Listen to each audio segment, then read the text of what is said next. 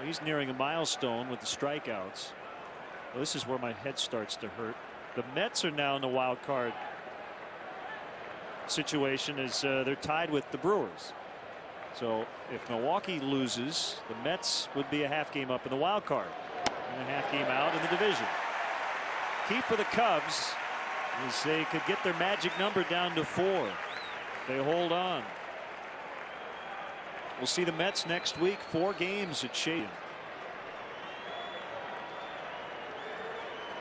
Not much going for Kendall against Kerry. Wood hit foul.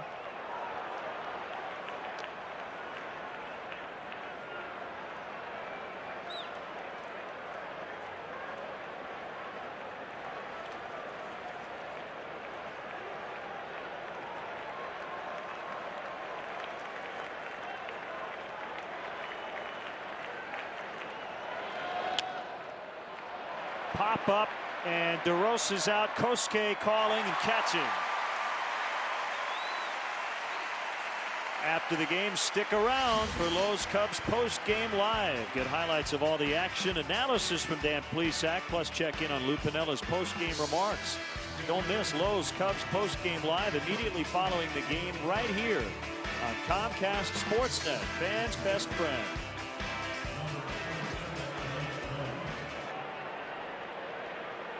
Mike Lamb will pinch hit for the pitcher shouts. If the Brewers make the postseason, Lamb will not be eligible to be on their roster. He was signed on September 5th as a free agent after being released by the Twins. 1-1. This is Mike Lamb's 5th at bat as a member of the Brewers. The previous 4 were all pinch hit appearances.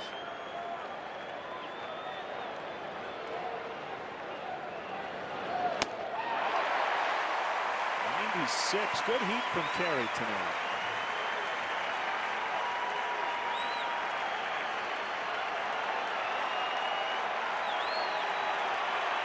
Nobody's left.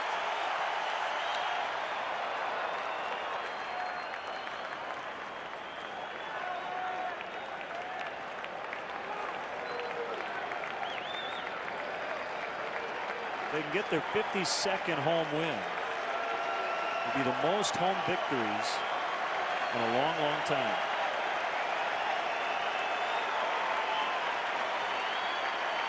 .1935 base hit.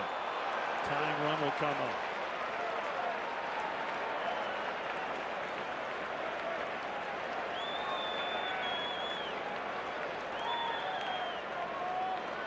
And a pinch runner, Alcides Escobar, will run for Lamb.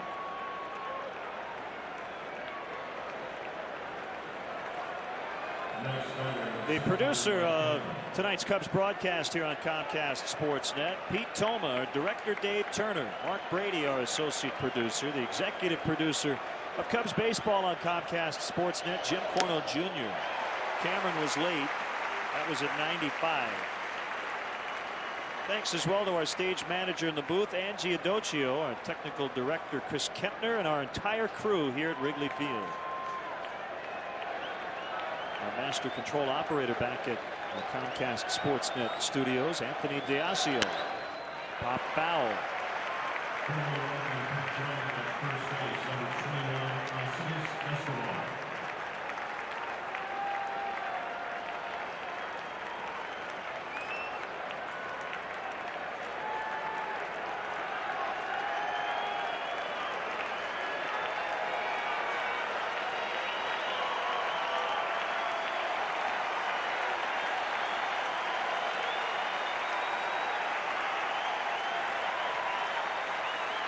Kick and the 0-2 pitch, swing and a miss, strike 3.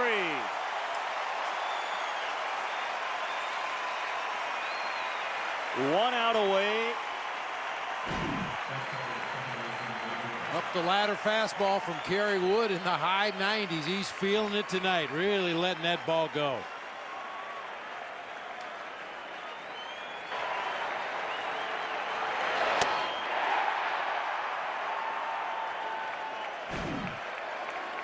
Ray Durham with Escobar running. That's drilled right center, and it's going to land near the warning track. Durham holding at second. They score a run, and the tying run is now in scoring position. Ryan Braun coming up, and the guy you mentioned, Prince Fielder, will jump into the on-deck circle.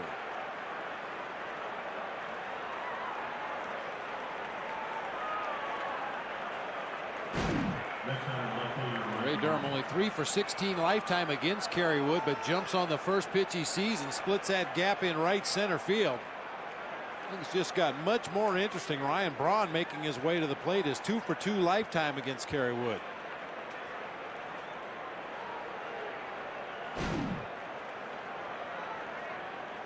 Kerry has had his struggles against the Brewers this year. He's now given up 7 earned runs in under 4 innings.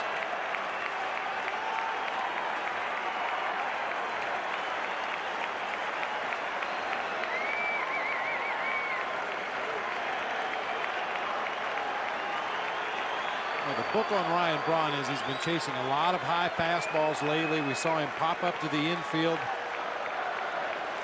back in the 6th inning chasing a high fastball, and we know that's one of Kerry Wood's best pitches. So 5-4 game. Here we go. Power against power. Stay right up there. Letters and above.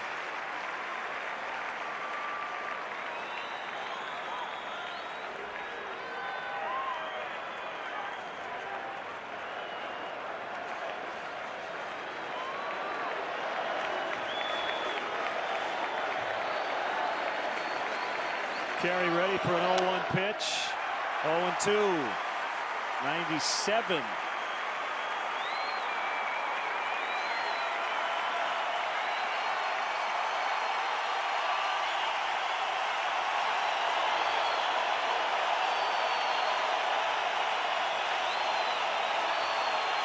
We'd love to leave Fielder on deck. Don't even give him a chance.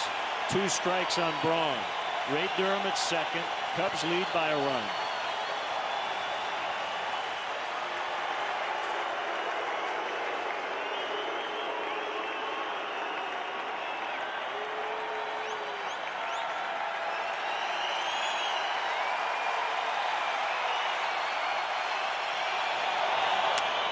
Ground ball. Ramirez doesn't get it. Terrio does. He's not going to make a throw. Good choice. He would not have gotten Braun. Infield hit, and it will be Fielder.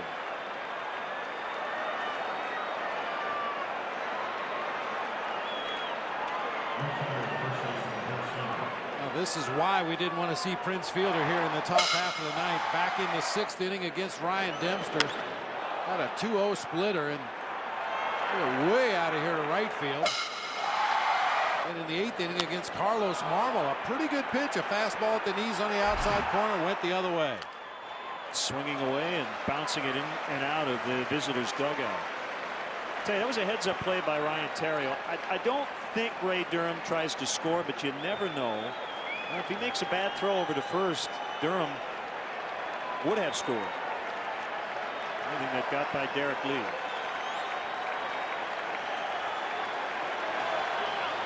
Well, the real key there is to know the runner, and Ryan Braun runs extremely well. I don't think Ryan Terrio had a chance to get him from deep in the hole the way he was, so he faked the throw, hoping to draw Durham around the bag at third and get an easy out there.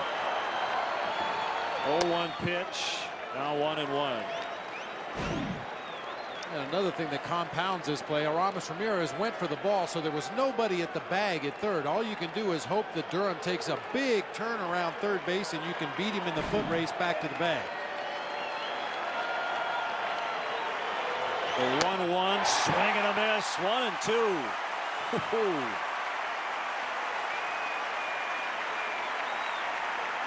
Felt the earth shake on that swing. Fastball had a lot of life.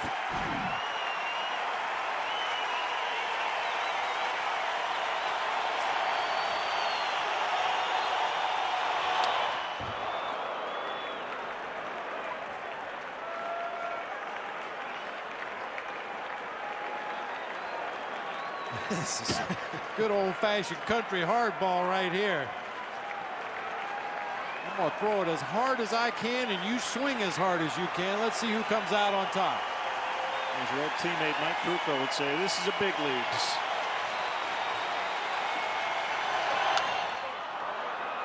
Just able to get a piece of that fastball up.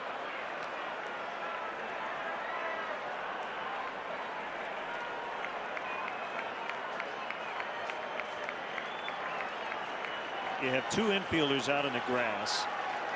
Terrio and DeRosa, shallow right and right center. Another 1-2. Missed up.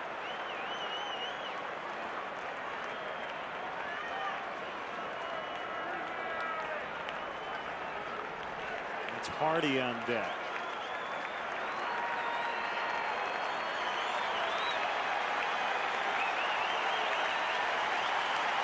I think Kerry Wood can beat him inside with a fastball. Ooh, that was so close. Just able to get a piece of those fastballs that are up and out over the plate. But I think if he came inside right at the belt, right at the hands, he might be able to get one past Prince Fielder. Just does get a piece of that one.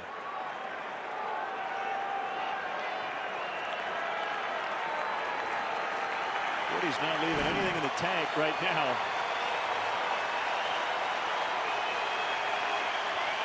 2-2 pitch inside, 3-2.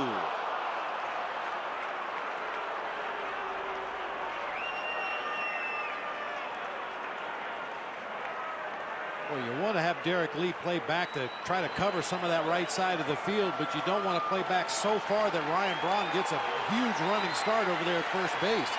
He represents the go-ahead run in this game. Braun goes 3-2. Got him! Cubs win! Frozen on a breaking ball. Magic number down to 4. Well, they did face Fielder, but they got him. And they hold on tonight.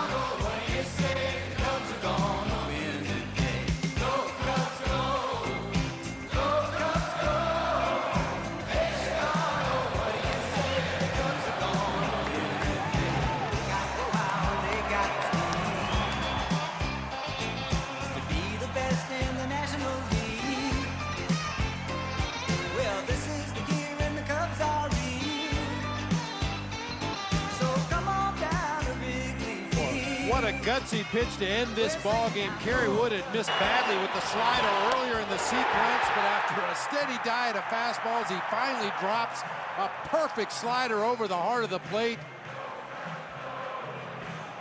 Ball game. Down to Gail Fisher with the Ramos Ramirez.